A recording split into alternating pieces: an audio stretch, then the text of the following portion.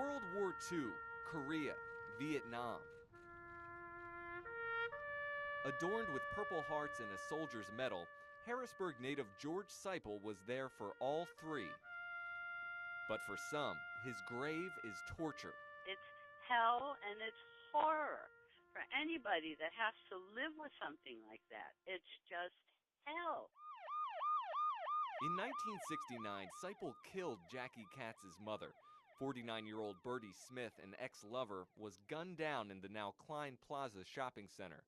Seipel served a life sentence and was later buried with honors at Indiantown Gap. I think it's a disgrace to everyone who's buried there. She doesn't have any roses or Purple Hearts on her grave, but this man does. There's something wrong with that picture. Family friend Deborah Schwartz says the burial was not only wrong, but illegal. Do the right thing, remove them. It's that simple. There has been a massive explosion at a federal building. After the Oklahoma City bombing, Congress banned capital offenders from national cemeteries in 1997 to keep Timothy McVeigh, a Gulf War veteran, out of Arlington. George Seipel, he died in 1999. He should not be there. Veterans Affairs says Seipel would have been denied if it knew about the crime. But in this letter obtained by News 8, the VA wrote that it didn't start asking about capital convictions until 2006. Obviously, there was a flaw in the honor system.